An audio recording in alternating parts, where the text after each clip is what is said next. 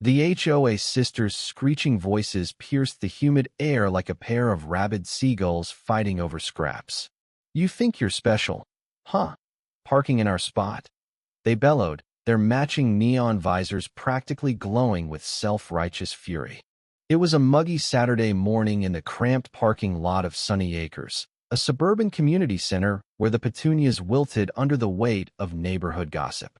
I, Jamie Torres, had just pulled into the disabled parking spot closest to the entrance. My mom, Rosa, sat in the passenger seat, her arthritic hands gripping her cane, her face etched with the quiet patience of someone who'd endured far worse than a bad day. The blue placard hung from my rearview mirror, clear as day, but the HOA sisters Karen 1 and Karen 2, as the neighborhood called them, didn't care about details. They saw a young guy in a beat-up Honda and smelled blood. Karen 1, the elder, waddled forward, her floral muumuu flapping like a warning flag. At least 300 pounds, she carried her weight like a badge of authority, her chins quivering with every accusatory word. "This spot's for the disabled, not lazy millennials who fake it," she spat, her voice loud enough to make a nearby squirrel bolt.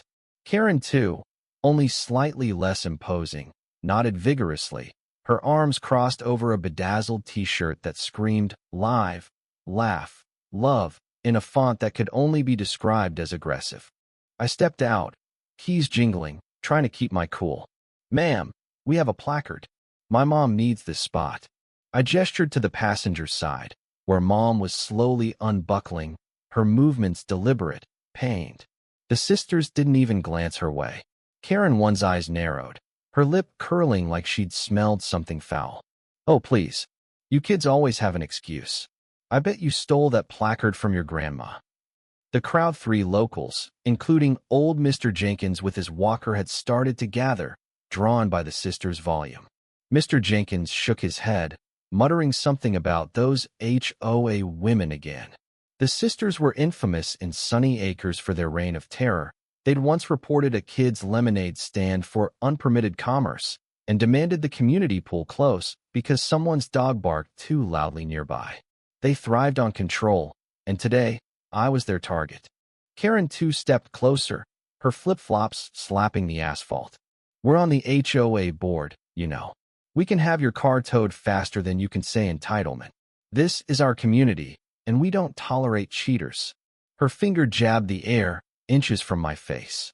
I could smell her floral perfume, thick and cloying, like a funeral parlor. I took a deep breath, feeling the heat rise in my chest. "Look, my mom has rheumatoid arthritis. She can barely walk without her cane. We're not cheating anyone." My voice stayed steady, but inside, I was seething. Mom didn't deserve this. She'd spent years raising me alone after Dad left, her hands gnarled from years of cleaning houses to pay our bills.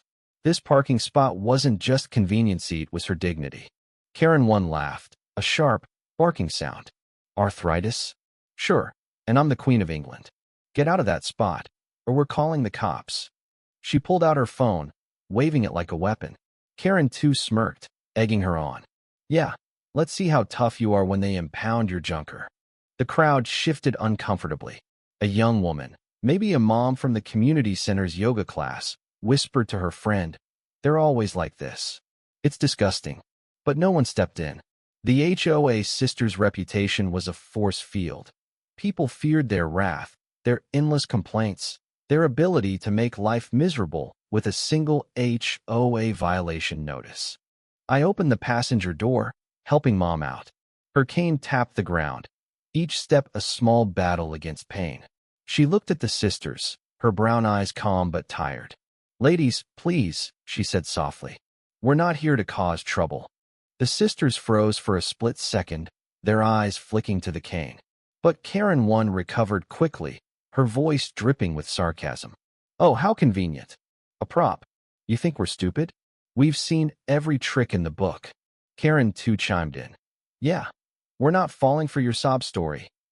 That's when something in me snapped. I wasn't going to let them humiliate my mom. "You want a sob story?" I said, my voice rising. "My mom worked her whole life to keep a roof over my head.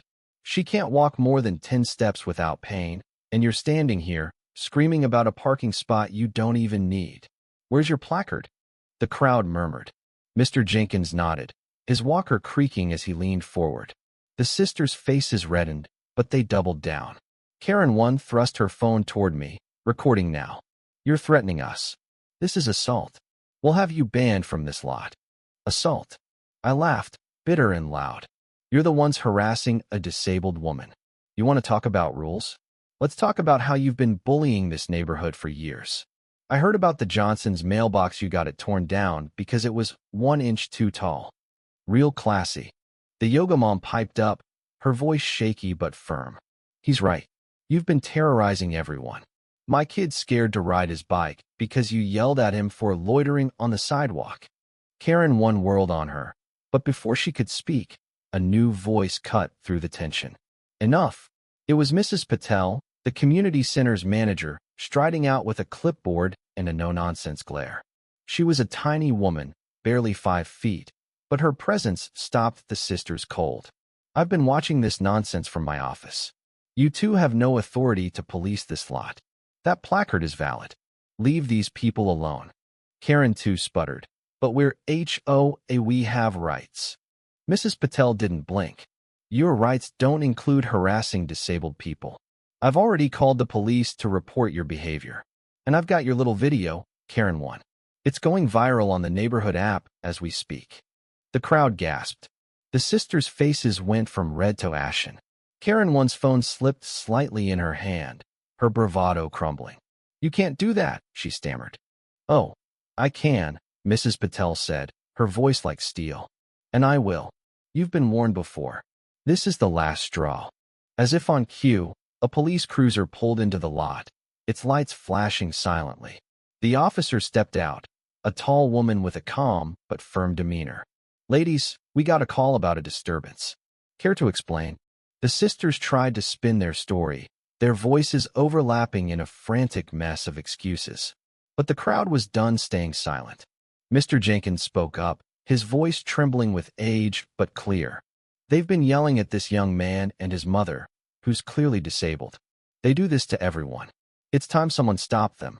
The yoga mom and her friend nodded, adding their own stories of the sisters' tyranny. The officer listened, her notepad filling up. Mom leaned on her cane, watching quietly, her face unreadable but proud. I squeezed her hand, grateful for her strength. The officer turned to the sisters.